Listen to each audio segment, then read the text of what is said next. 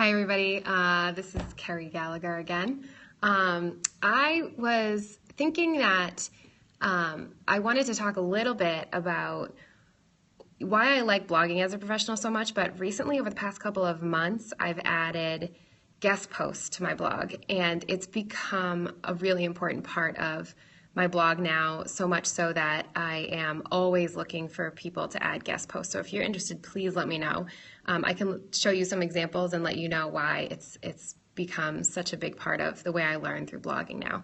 So first I'm going to show you a couple of guest posts, and then after I will talk to you a little bit about how it's influenced me. This is my blog. It's at carriehawk02.blogspot.com. I posted a guest post last night actually by an elementary school teacher from within my district named Melissa Milner. She was really inspired by the Learn Like a Pirate book and actually completely changed the way she runs her classroom as soon as arriving back from April vacation, which this week was our first week back from spring break here in New England. And she shows pictures of how she had students completely set up the room themselves. They got to decide as a class. She showed them moving the furniture around. And then she gave lots of really great examples of how the students decided to check their own behavior, transition from class to class, move from activity to activity. So that's hers. This is a guest post from a 7th grade French and Spanish teacher within our district who I think is doing an amazing job using Instagram to communicate with her students and get them excited about her subject. And she has so many great examples.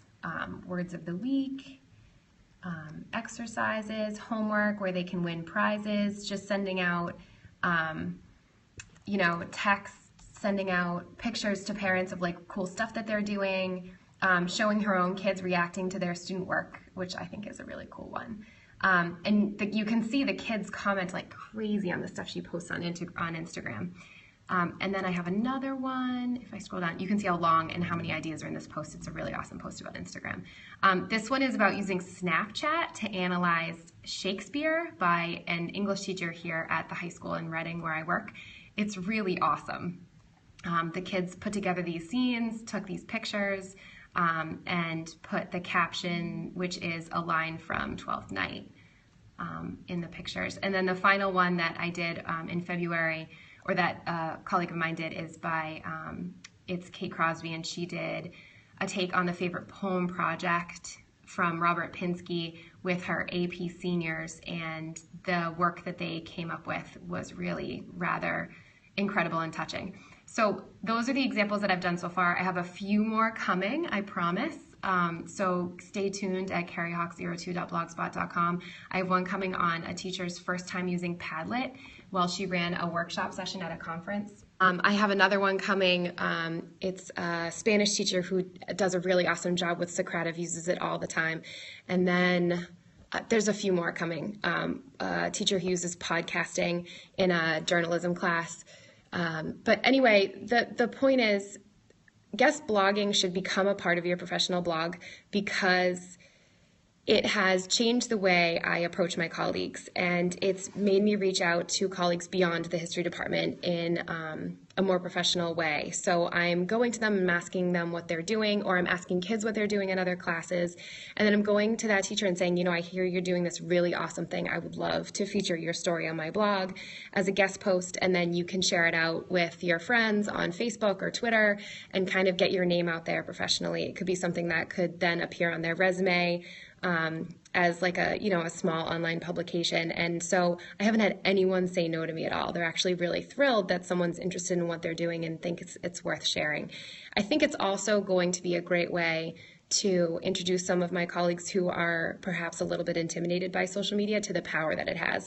One of the posts that I just showed you has over 500 hits already, and that teacher doesn't even have a Twitter account. So she is just floored and thinks that it's amazing that others are interested in what she's doing.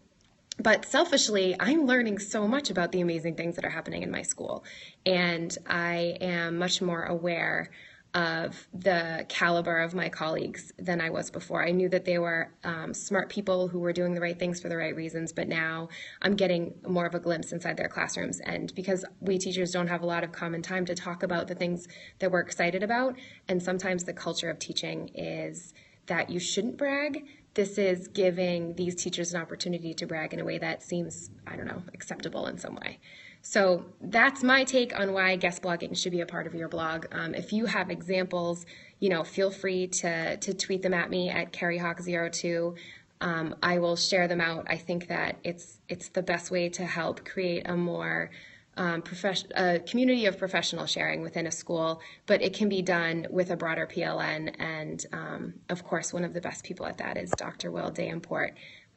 You should check out his blog too. It's iamdrwill.com. But yeah, now that I've started doing it, there's no turning back. Guest blogging is definitely something that educators should consider being a part of their blog. So with that, have a good one. Happy weekend. Hey, you were driving your car today for this Periscope. Oh, yay. So you're listening while you're driving. All right. Thanks for listening. And I'll talk to you all soon. I will be back up on Periscope next week. See you later.